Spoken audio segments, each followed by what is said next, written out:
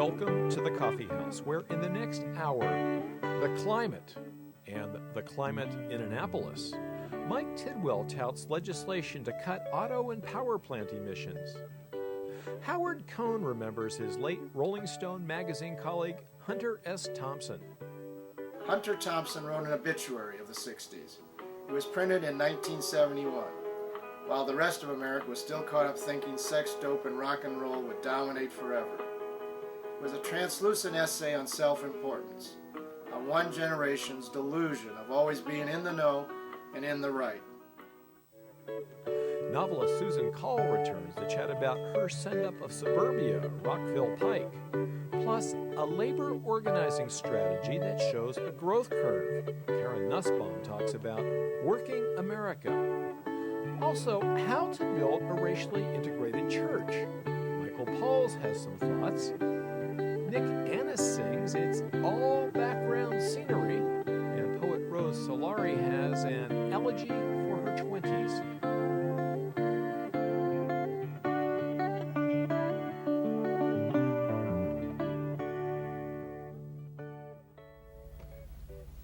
Welcome to the Forum at the Coffee House. President Bush recently nominated scientist Stephen Johnson as EPA administrator. A thankful Johnson then richly complimented the president on his environmental leadership.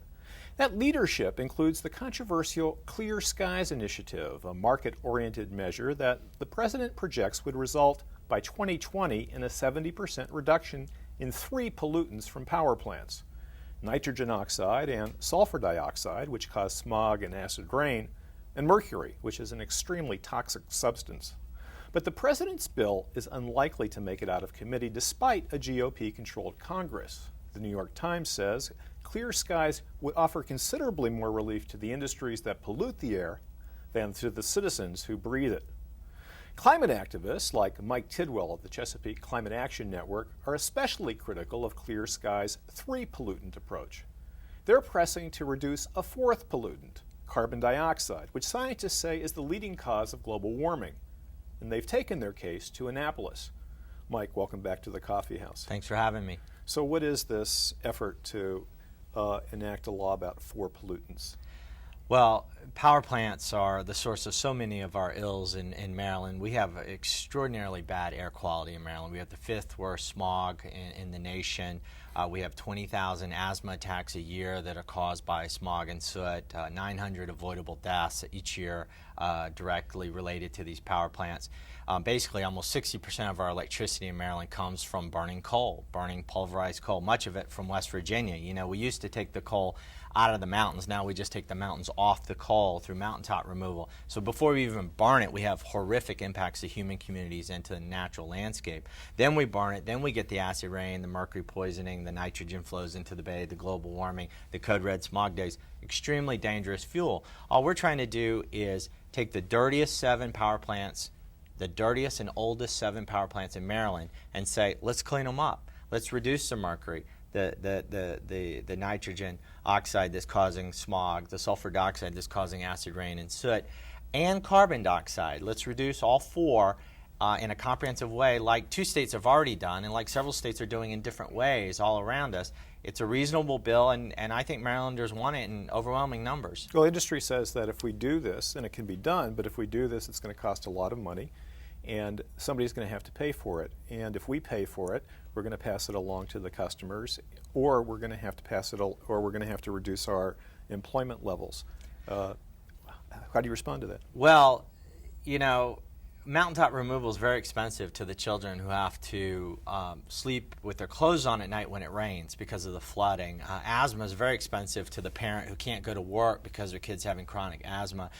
Global warming, I mean, how do you quantify the cost of 3 feet of sea level rise on Ocean City and the marshes of the bay? I mean, it's time that we realize that so many of our ecological, agricultural, national security, and health ills are directly related to our energy choices, and we can do better. There's technology that can reduce the mercury and the NOx and SOx by 70% from the existing smokestacks that other states are already implementing, and we can reduce CO2 by improved efficiency on these plants. by having the utilities plant trees that absorb carbon dioxide, and also by credits from other companies that have reduced their CO2. So this can be done. The problem, you mentioned that the Clear Skies Initiative probably won't get out of committee, even on Capitol Hill, even under a Republican Senate and House and President. And the reason is the industry doesn't want it. I mean, even though the president says he wants it, it's going to be a reduction in 3 of the 4 pollutants, not carbon dioxide. They don't want to talk about greenhouse gases. But they want to delay the reductions to 2020, but even the utilities don't want it. And so we have to do this on a state-by-state basis, and it's time for us to take charge of our destiny here. How much difference will it really make? Because we're in an ozone transport zone. A lot of the pollution that we suffer here is coming from the outside. It's not internally generated. It's not homegrown pollution. So if we were to make the changes that you're talking about, will it really make a difference? Absolutely, it will. About a third of our air pollution problem comes from cars, about a third comes from power plants within Maryland, and about a third is transported from the Ohio Valley. So we have to take responsibility for what we're doing. It's very common, the Mirant Corporation, which is the biggest polluter in this region, owns 4 power plants that burn coal in this region, generating carbon dioxide equivalent of 700,000 Hummers driven around the Beltway every day. That's just here in the D.C. area in terms of carbon dioxide. They say in Annapolis every year, it's coming from the Ohio Valley and we're not to blame. Well, the truth is, North Carolina is suing Maryland right now because our pollution's going down to North Carolina. How can we expect the Ohio Valley to clean up their power plants that are affecting us? Legitimately, they're affecting us when we do nothing to cap our pollution that's wafting down to North Carolina. The point is, we have to do better. Maryland lags all the states around it in terms of regulating power plants. Kids are getting asthma today. Acid rain is happening. We can do better. Senate President Mike Miller was on this show a couple months ago, and he said that he thought that the General Assembly would pass the 4P bill, that Governor Ehrlich would veto it, and he thought that there were enough votes for an override. What's your current assessment? The 4-pollutant bill is a major piece of legislation. The fact that we are classifying carbon dioxide, an invisible, odorless gas, it's the prime driver of global warming, we're classifying it a pollutant, is a change from the status quo. The industry, the Constellation Energy and Mirant Corporation, all these companies that burn coal to create electricity don't want this bill. And they have hired some of the biggest, most insider lobbyists in Annapolis. I mean, they have an all-star cast of lobbyists to stop this bill.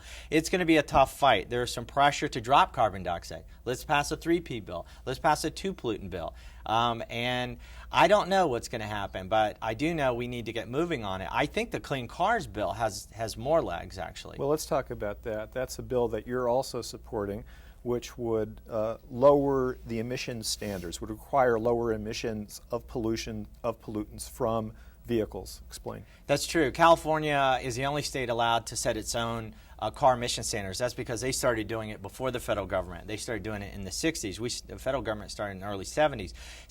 All the states in the United States have 2 choices to regulate tailpipe emissions in their state. They can either adopt the federal standards or the California standards. Increasingly, states are adopting the California standards because the federal standards aren't strong enough, and the federal standards don't do anything about carbon dioxide. Surprise! All the bills coming out of Washington, if it's power plants or cars, they want to leave carbon dioxide alone. Well, California is addressing carbon dioxide from tailpipes, and it does a better job of addressing the nitrogen oxide and the volatile organic compounds, precursors of smog, than the federal standards. So 7 states, most of the New England states, including and also nearby New Jersey, have adopted the California standards.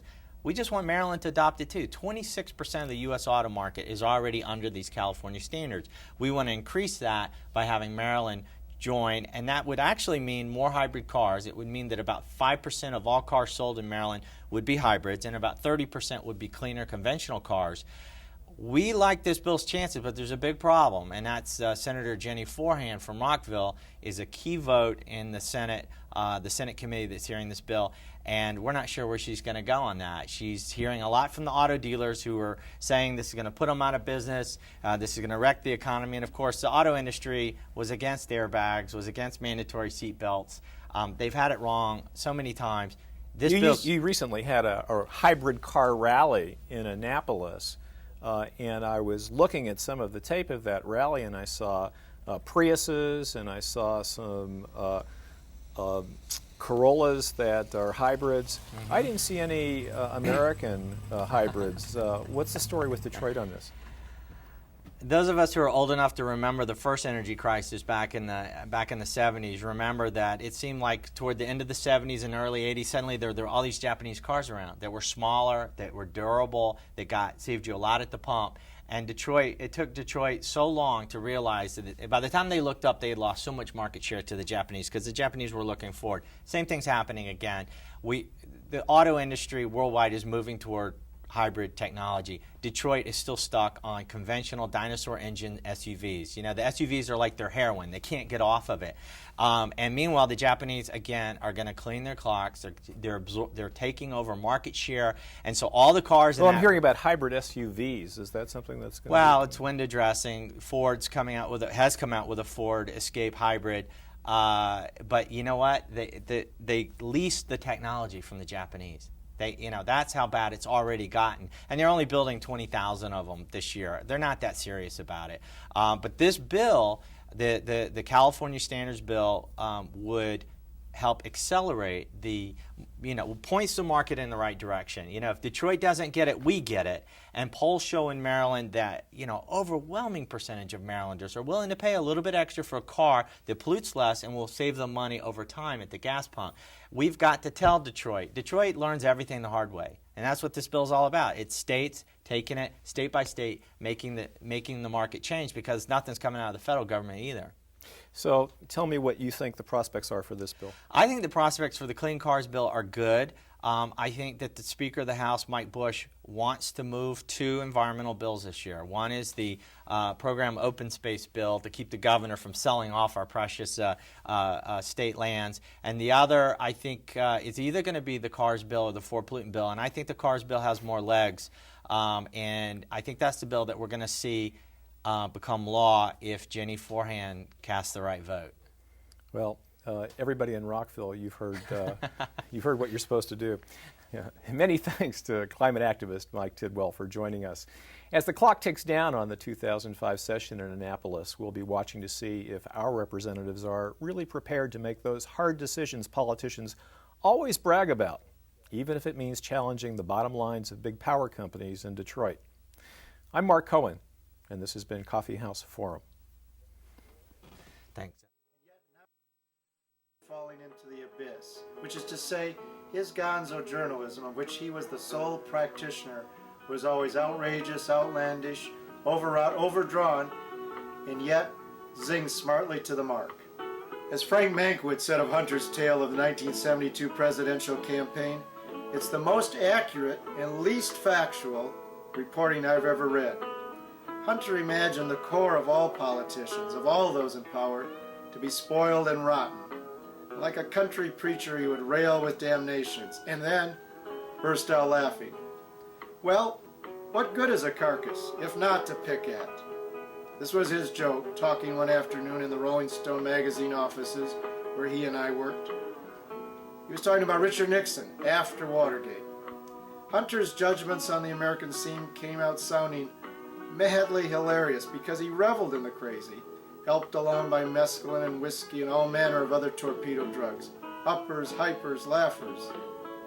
He played at the edge too. He wounded one of his interns while trying to shoot a bear. And before a softball game, a charity game, between the staff of Rolling Stone and the Rock and Roll Eagles, he broke his hand fighting with an elevator door. A lot of the apparent dementia that wowed his fans was an act, self-caricature. When he and I worked the lecture circuit together, I would arrive on time by cab, and he would get stoned and show up late by helicopter. He would tell college kids how he fired his .44 Magnum into the sky to let God know he was still alive. He aimed to astonish and entertain, and it worked. He was the pacifist gun maniac, the paranoid hippie outlaw. Before he reached this high fame, though, before he became a kind of twisted magnificence of a generation that slapped around American culture every which way, Hunter Thompson wrote an obituary of the 60s. It was printed in 1971, while the rest of America was still caught up thinking sex, dope, and rock and roll would dominate forever. was a translucent essay on self-importance, on one generation's delusion of always being in the know and in the right. It was printed in, of all publications, Collier's Encyclopedia, meant to be passed on to historians. Everything Hunter wrote afterwards was not exactly epilogue, but it was hard to top that most dangerous of insights, an insight into us, into himself, into the politicians he wrote about. With ever stranger and more menacing language, he skewered everyone's self-importance and mocked his own. And hey, it wasn't his fault if they couldn't figure out he was having fun pushing toward the edge of social commentary and beyond. Finally, last month, he ran out of words and fell off the edge. He pointed a gun not at God, but at mortality, and blew out his brains. Did he get the last laugh? No, I hardly think so. He was in pain, the wild ride had ended. And yet he got in quite a few laughs while it lasted, in his own time and in his own way. I'm Howard Cohen, and this has been A Second Look.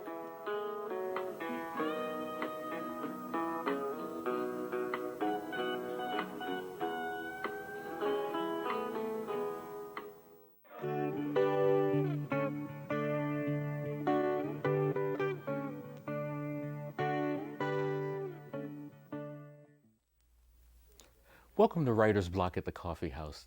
Our guest articles and reviews have appeared in the International Herald Tribune, the Washington Post Book World, and the Asian Wall Street Journal. She's also the author of 2 novels, KarlMarx.com, a great title, a love story, and the recently published Rockville Pike, a suburban comedy of manners. Susan Coll, welcome back to the Coffee House. I'll give you the Rockville Pike salute here. Thank you. I'm going to just start with, as Julie Andrews used to say, at the very beginning. I've been thinking about some of the great works of literature, James Joyce's Dubliners, Sherwood Anderson's Winesburg, Ohio, et cetera, and I thought, boy, and here's Rockville Pike. So I guess the first thing I want to ask you is, what got you there? I know how to get there. I know you know how to get there geographically, but were you stuck in traffic and like Goody and the Muse came and said? Well, pretty close to that. I was doing the kind of mundane thing that one does along Rockville Pike, which was shopping for a car, going up and down the Pike, test driving. Interesting segue here. Yes. I think it was en route from the can't quite recall, but from the Honda dealer to the Subaru dealer that I needed some spiritual nourishment, and I saw the graveyard there, St. Mary's Catholic Church, and I knew that F. Scott Fitzgerald was buried there and had always meant to pull over and take a look. And when I did, I found his gravesite, and Zelda is buried there as well. And I read the epitaph, which is the last line from The Great Gatsby. And the setting just took my breath away. I looked across the street and saw, nearly a dozen lanes of midday traffic, and I saw a giant furniture store across the street, and I thought, there's something here. I wasn't quite sure what it was, but I just had this epiphany that I knew I had to write a novel set there. It's like metaphors abounding there. Yes. And we were talking about this beforehand for younger Rockvillians who might not know about this fact. I was saying for years I didn't know that F. Scott Fitzgerald and Zelda were buried in Rockville, and when someone told that to me, I kept waiting for the punchline, like, what? Yes, this really happened? But it's I think it's a very crucial part of your book, and without telling people too much, because you'll all go out and buy this book, won't you? Just kind of give us a quick run through of the plot. Well, seeing this giant furniture store across the street gave me the idea to set a story inside a furniture store. It's a small family business, and our main protagonist, Jane Kramer, is a 40-something housewife who'd once had higher aspirations, but has spent the last nearly 20 years of her life working in this dying family business, and it's caught in the midst of all of these urban development debates one hears about daily, about they want to renovate the store, but there's zoning restrictions. And they do go ahead and renovate the store, but it becomes this big, ugly monstrosity that makes headlines and that turns their neighbors against them. And then some bones are found in the building site, which rallies historic preservationists. And so it's really the story of Jane caught in the midst of this at the same time that things in her family are starting to fall apart with her marriage and her son. So it's meant to be a comedy, but there's some bittersweet edges to it. Yeah. No, we were talking about that, just to go a bit further with the, has comedy always played an important part in your book? Because as I was reading the book, I have friends I call up and I hope they say, entertain them. Maybe they say I bug them with, I said, listen to a passage from this book. But it's clear that I think you really understand kind of that bittersweet nature of comedy, and what it conveys in your book is quote funny, but I think it's also, it's like there's the ha-ha, and then there's that knife going in there. Yes, well, Jane has had some trouble in her past, and that comes into play in the daily life in the suburbs. I was also trying to get at the kind of dark side of life in the suburbs, but at the same time, there's a lot of comic elements just to daily scenes on the soccer field. I have one episode where a father just decides to become the soccer coach, even though he's not technically the soccer coach, creating chaos on the field. And just like a man. So just these little daily tidbits that strike me as funny. Although I really never set out to write comedy. People just seem to tell me that it's funny, and rather than be insulted by that, I figured I'd just go with the flow. Yeah. No, I think it works very well, and it leads into my next question, which is, well, let me just say this first. I think your book balances that the seriousness and comedy, the comedy serious ratio works very well. How did you do that? I mean, I don't mean in the technical, but it's a tough act to pull off. I think it may just come out of the experience of daily life of living in the suburbs, and I was thinking about how when I first moved to the suburbs, I had found it kind of a hard transition for me. I had been used to living in the city. I'd moved around a lot, and suddenly found myself in a car a lot and a little bit alienated. And the great transition for me was the day that I started to find it all very funny rather than depressing. So I was trying to capture a little bit of the humor of driving up and down Rockville Pike, running errands every day. or sort of very slowly up and down Rockville Pike. Exactly. Yeah. Well, Susan and I teach at the Writers Center in Bethesda, and again, we were talking before our segment here.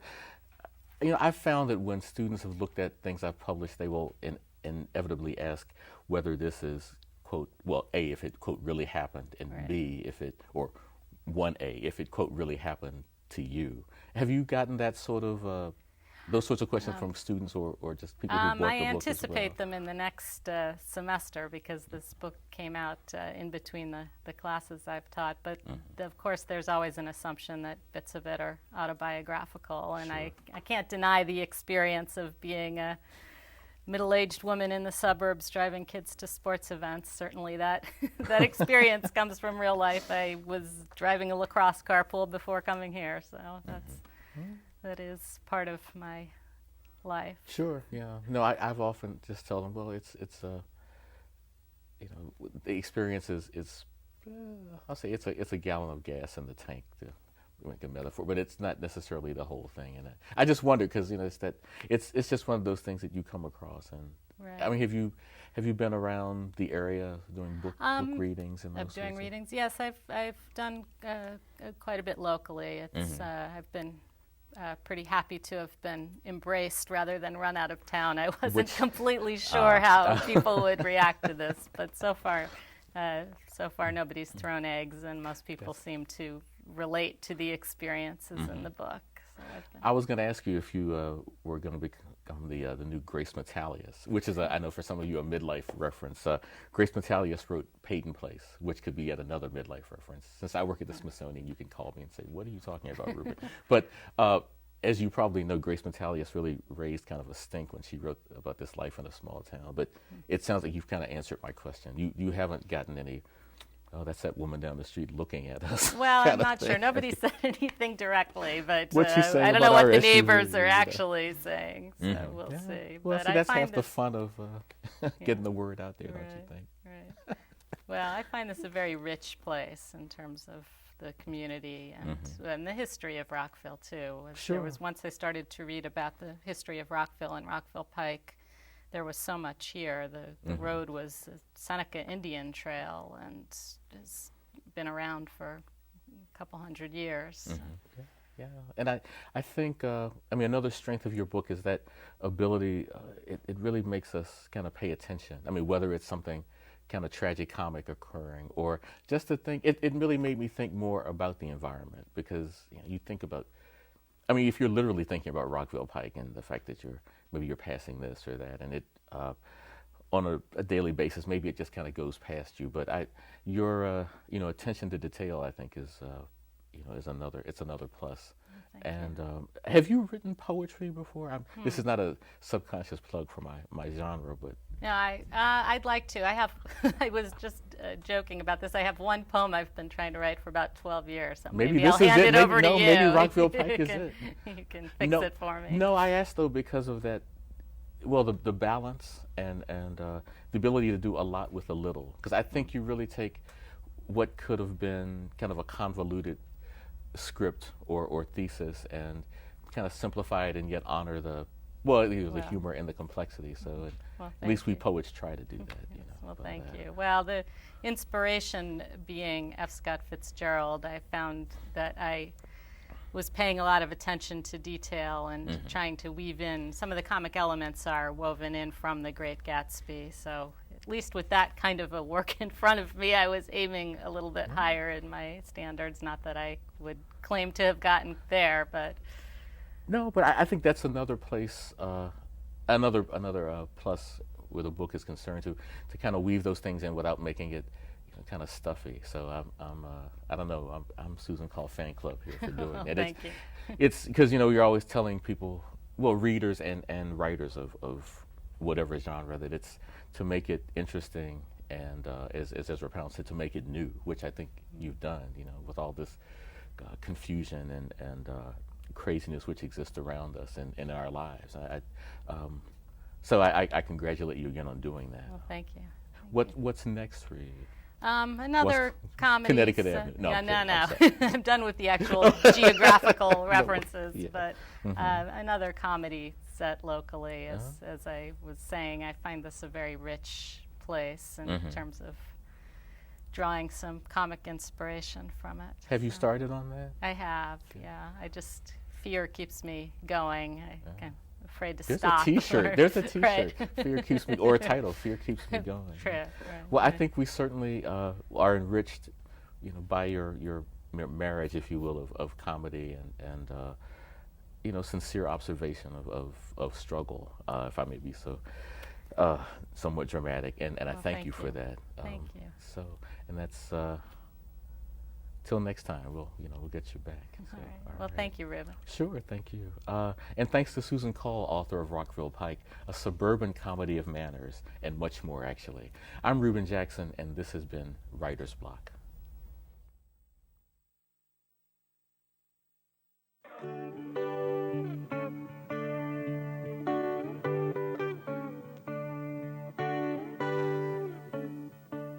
It is a different kind of happiness from being loved, but I maintain that it is still happiness, the small euphoria that comes of being alone and accountable to no one. Sundays especially. I'd lie in bed late, shaky from too much wine or something I shouldn't have done the night before. Then it was time to roam the neighborhood, high on coffee and ready for something to happen. Something usually did, even if only a sudden, particular slant of light that washed the streets for a moment, pale rose, pale gold. Or a blush and a grin from the teenage boy at the video counter, like I was something sweet he could almost taste. I'd buy myself chocolate, eat it slowly while the sun did its falling down dance between oaks and elms. Surrounded by stroller pushers, sometimes I thought I was the only single person in that town, and I loved it. Oh, I know I was often lonely. I had nightmares and was afraid. A lot of the time, in fact, I was terrified. But in memory, in my 20s, I am an Amazon of solitude, a goddess of standing firm on your own 2 feet. That girl is brave and hungry, a little fatigued maybe, but full of her own wild self. Her jeans fit well, her hangovers fit well. She rocks, she glows. I never tire of looking back at that comic book heroine, watching her scale the slick glass sides of buildings labeled school, career, confidence, sex. I think she's a wonder. I can't wait to see what she'll do next.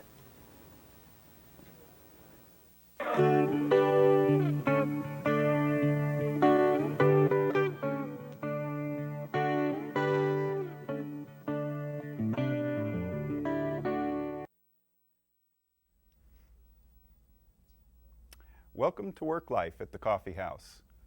The percentage of workers represented by unions in the U.S. continues to shrink. That's been a cause of a painful soul-searching in the House of Labor. But there's universal agreement on this. Labor must find new ways to spread its net if it hopes to advance its goals.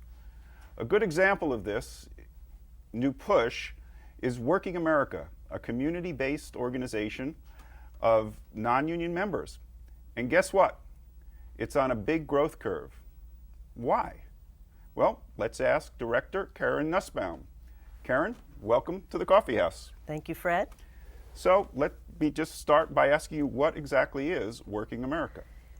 Working America is a new organization for people who don't have the benefit of a union on the job. And for years, decades really, unions have been trying to figure out how do you reach those millions of workers who say they would join a union if they had the chance, but don't because of either hostile labor laws or they're in a small workplace or a contingent worker or whatever. Mm-hmm. We think we've hit on the answer. Well, how did it come into being? How did it get started? Well, union people have been trying to think of how do you harness this worker power for a long time. In fact, I started out organizing, a million years ago or so, trying to organize people outside of a collective bargaining context. We called our organization 9 to 5. It was for women office workers. And we thought that we could appeal to women workers about issues that they cared about and get them organized. And that was one of many experiments in doing that kind of work. But it was always too expensive to sustain or too hard to figure out how you really leverage power. But changes in the last few years, I think, have made it more possible to reach people who are really with us and to find a way to communicate and get them active that is sustainable. Well, what is that way? Here's how we do it. How do you do it? So here's what's changed. On the one hand, you've had a majority of people now say they would join a union if they had the chance. And as a result of all Republicans all the time, you've got just about everybody out there who agrees with what we call a working families agenda. But we also hit upon using community organizing, door-to-door canvassing, along with communicating by internet and with very rich data lists that make it possible to really target where you go, that make it possible. So we hire organizers, they go to your door at night, they say, hi, I'm from Working America, a community affiliate of the AFL-CIO, and we're out tonight talking about jobs leaving our state or Social Security being So this is door to door. robbed. Yep. Mm-hmm. So we go door to door, and what's amazing is that 2 out of 3 people that we talk to become members. And these are people who are not union members. We skip union households. So let me just ask you, so if you're a union member, this isn't your organization. Right. This isn't for you. You've got an organization that, either you're a member of the communication workers or AFSCME or steel workers or whatever it is. This is for people who don't have the benefit of a union on the job. And I've been canvassing in all of our cities. We've run canvasses in 10 cities last year. And it's the same whether you're in Seattle or Cleveland or Tampa. People are glad that you're in their neighborhood. They don't get anything by being a union member. We're not selling, low cost, 15% off your flowers the next time you send them on Mother's Day or whatever it is.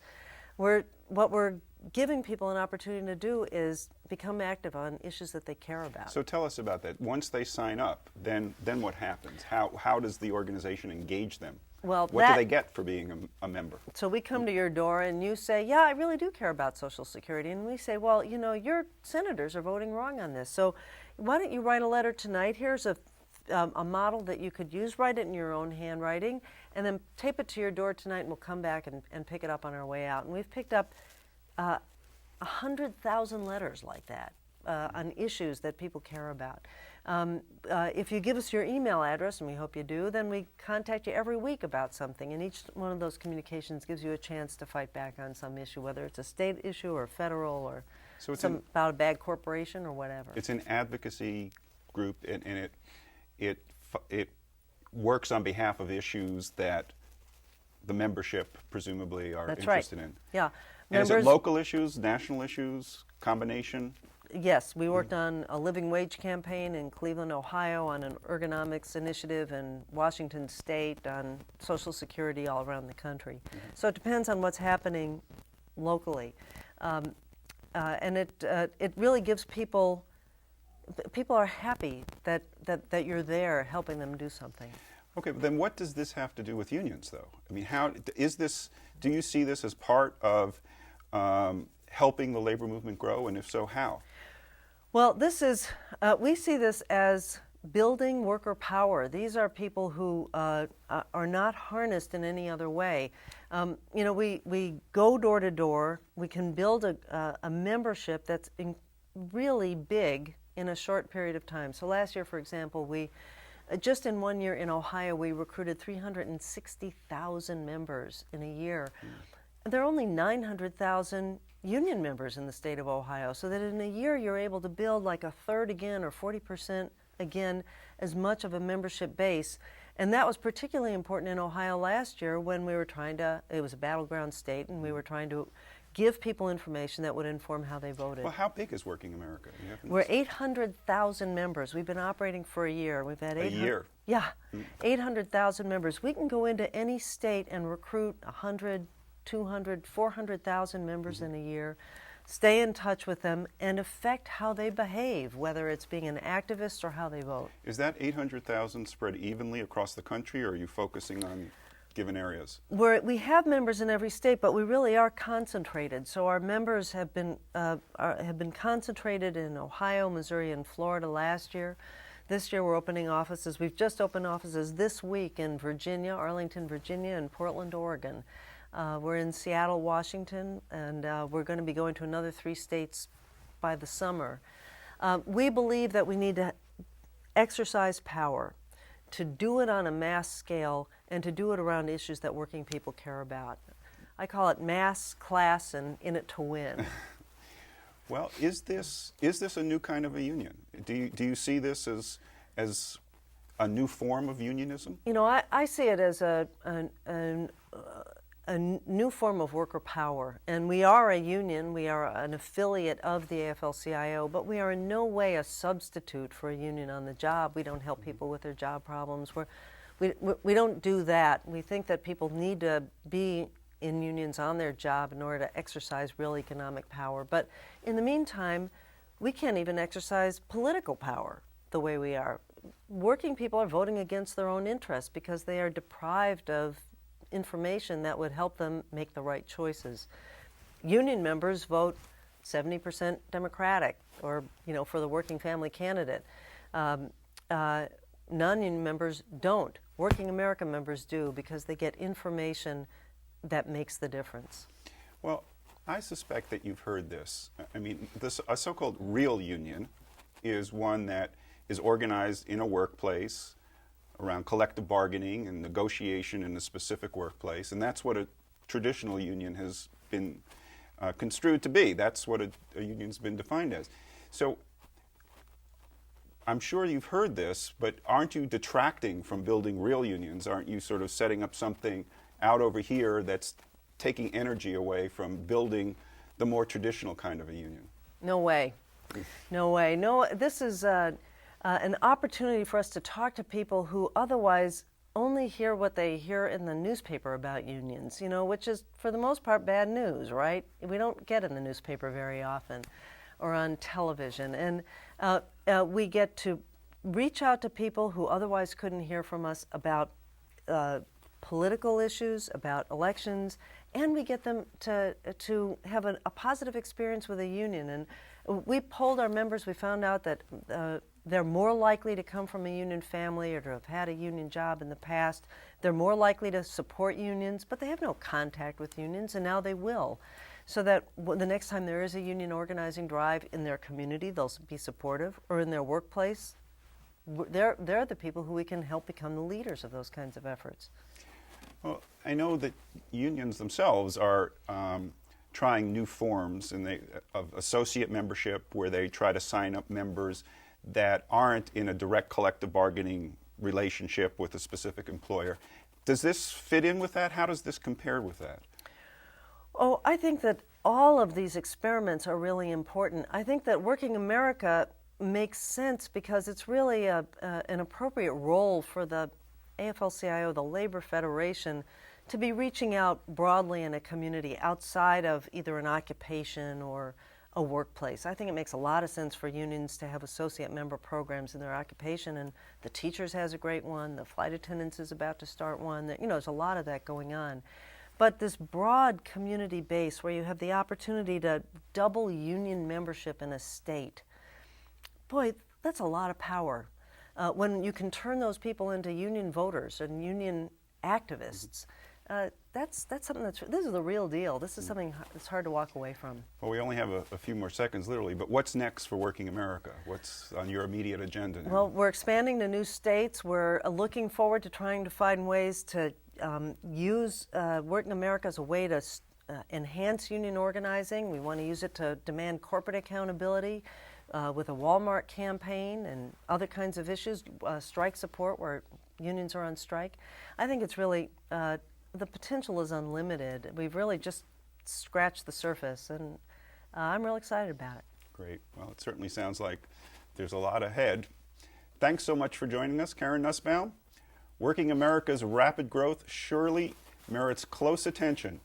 What remains to be seen is whether that growth can be sustained and whether it can be harnessed and channeled into a concrete benefits for members and all working people. I'm Fred Feinstein, and this has been WorkLife.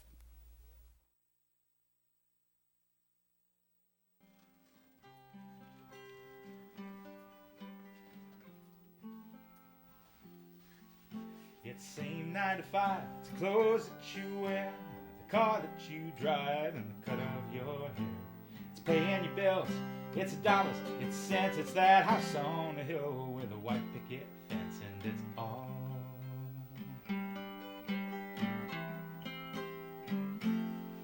background scenery.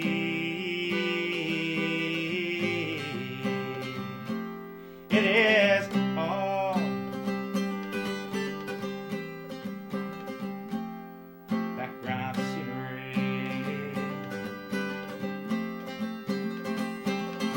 It's the road that you plan that's starting to bend, the touch of a hand, the smile of a friend. Things that you know but you just can't explain. It's love that you lost, the love that remains, and it's all background scenery. It is all background scenery. It's the price that you pay, the dreams that you chase, the crap in your way, the demons you face. It's a place that you stand when shove comes to push. It's that bird in your hand that's worth two in your bush, and it's all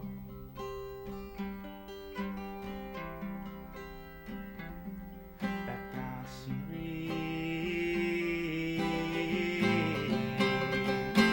It is all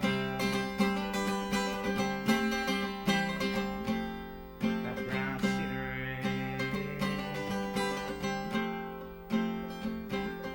It's the skin that you're in inside of my lip, and a kiss that begins the curve of your hip. It's a grip that you take, a slip of the tongue, the sound that you make when it's starting to come, and it's all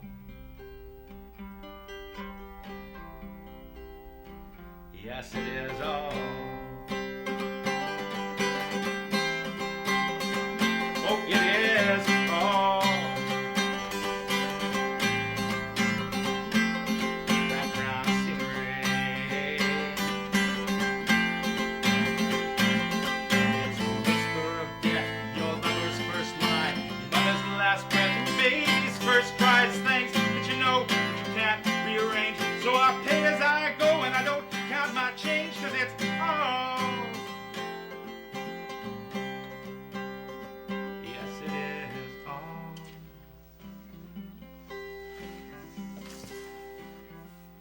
background scenery.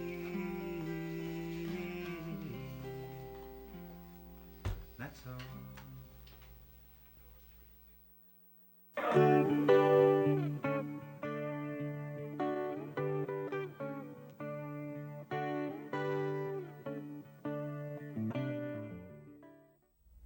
Welcome to the willing spirit at the coffee house. Martin Luther King used to say that the most segregated hour in America was 11 a.m. on Sunday morning, the hour when most American churches gather for worship. Even in communities where our schools, shopping areas, and neighborhoods are racially integrated, it's surprisingly difficult to find a church that is truly multicultural in its staff and congregation. Our guest is the founding pastor of a church which is just such a place. One of the core values of this congregation is that it is an inclusive community where people of all races and ethnicities can come together to grow deeply in their relationship with each other and with God. Michael Pauls is a community leader in the Takoma Park, Silver Spring, Maryland area, working for Impact Silver Spring and the YMCA, as well as leading his congregation, the Montgomery Missionary Community Church. A graduate of Capital Bible Seminary in Lanham, Maryland, Michael lives in Takoma Park with his wife Nicole and their 3, almost 4 children. Yes. Michael, thanks for joining us at the coffee house. Thank you for having us. It's a pleasure to be here. Thank you. Well, let's begin by just hearing a little bit about the story of how your church came to be, how you came up with the idea of starting the church and develop the vision of this church. Sure, absolutely. Well, it starts by several different things. One, I served on Montgomery County Collaboration Council for Youth, Children, and Families.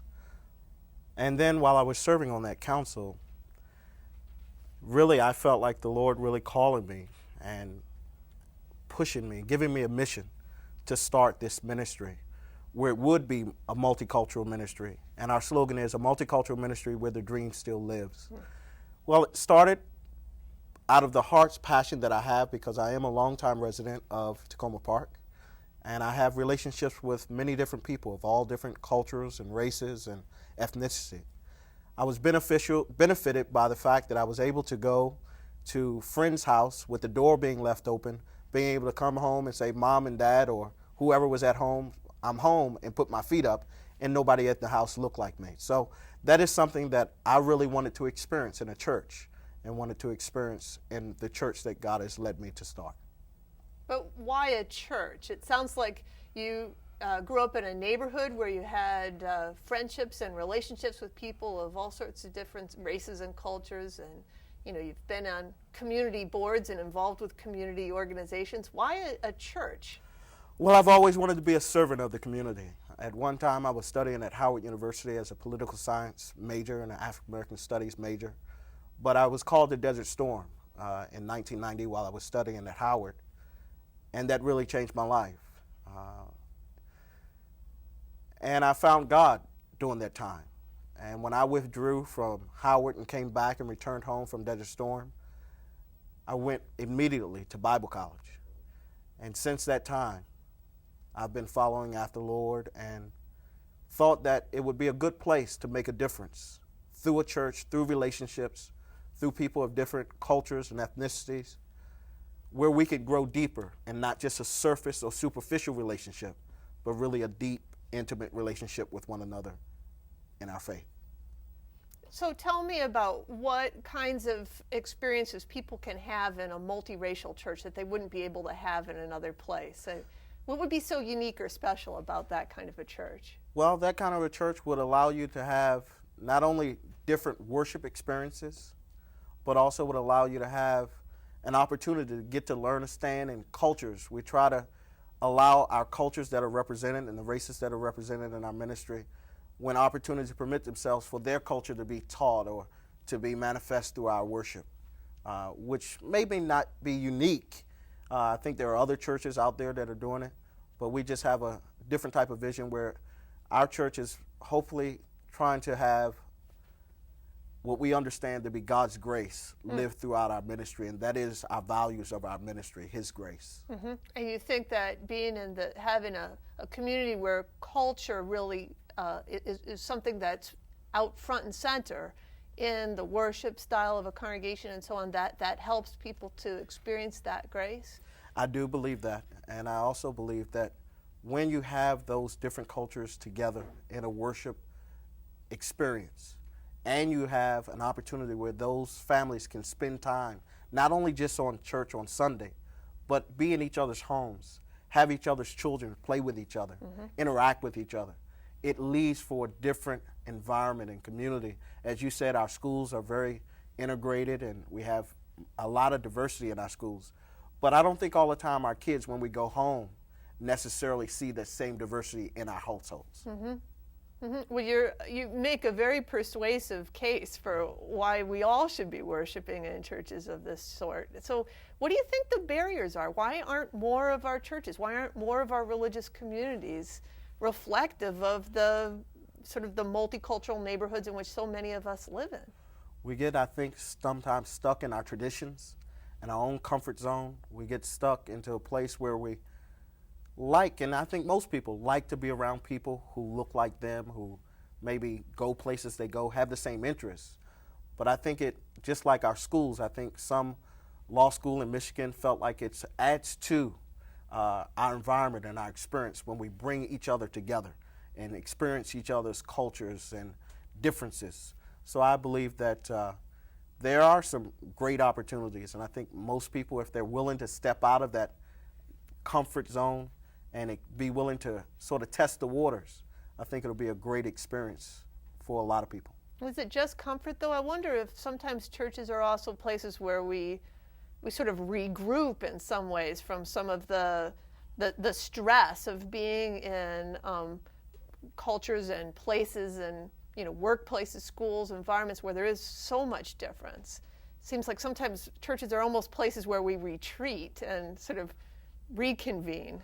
Well, unfortunately, that may be true, but I think if we live to the values that I understand as a Christian, then really we're supposed to really be going out instead of retreating. I think too many churches retreat, and we need to be doing the work that we're called to do. Tell me a little bit about how your church does that. What are some of your strategies for building an organization like this? Well, as you said, we're really a church plant. We're just really up getting going. I don't think we made all the right decisions and all the right things and done all the right events as of yet, but we're trying to build a core group of people that can add to our leadership and represent different cultures, so we're not there yet. But one of the things we're really hoping to try to do shortly, there's an understanding that I have to design what we call the Montgomery Missionary Mobile that'll carry a message of love throughout Montgomery County, where it's an RV and it's painted and we go to different communities and we do different arts or different things in the community and have the kids be able to ride on the RV and those type of things, and just getting out of the walls of the church, I think is really important. So we're trying to design those type of strategies, have different type of, and on that Montgomery Missionary Mobile, be able to have somebody to do healthcare screening and those type of things, because I not only believe that there's a message of salvation and deliverance, but also there's a message of hope and help and healing that also could be delivered through this Montgomery Missionary Mobile, carrying a message of love throughout Montgomery County. Well, it sounds like a great idea, but I know you also have a church building that you're focused in right now. Tell me a little bit about what you're doing there on a Sunday morning that might be a little different from what folks expect. Sure. On Sunday, first Sunday of the month, we actually have a full-fledged worship service. But on the other 3 Sundays, we're doing some what we call equipping, trying to teach and trying to share and look deeper into the text, and me come out of the pulpit and sit in a circle and have dialogue about the Bible and about questions that people may have when you're living out in the community, and how your faith may rub up against other people's faith and how you can still live out your grace and your understanding of that. So on the other Sundays, besides the first Sunday, we're in a small group setting in a circle, just teaching and equipping, and then may go out into the community on a Sunday. I don't believe that you necessarily have to stay in the building for a whole hour to say you had church. I think you can come together and pray and sing some songs and hold each other's hand and then say, all right, let's go out into the community and introduce ourselves to people that are out there. Michael, can you tell us, just in closing, a little bit about how your vision of what church is about has changed just in the process of building this church plant for the last couple of years? Well, it's changed. What have you learned? Okay, sure. I didn't grow up in the church. Came to the church once I came back from Desert Storm and got involved at Parker Memorial Baptist Church, where Guy Anthony Williams Sr. is the senior pastor, and really was able to see the worship and different things. And that's well, and I believe in that. But my experience has brought me to a place now where I believe that too often the church is content with those that know and have a relationship with God to stay there. And now I'm really pushing, and my vision is to not just continue to do the same old and be trapped in tradition. I want to go out and introduce myself to my community, introduce myself into people who may need some hope or some help, and come out of the walls of the church. And I think that would be greatly beneficial to not only the members of the church, but also the community in which we exist in. Yeah, it sounds like you're willing to address head on not just what churches look like on the inside, but even what they would look like on the outside. Absolutely. To the community that they serve. Absolutely. Well, good luck to you. And if we want to find this church, where is it at? 1610 Dennis Avenue. We worship at Sligo Baptist Church. We meet at 9 o'clock a.m. on Sunday morning. Well, thanks so much, Michael, for joining us. In a world where religion is so often evoked as a reason for us to stay separate from each other, it's refreshing to hear your passion for bringing together communities in worship and in service. I'm Heather Kirk-Davidoff, and this has been The Willing Spirit.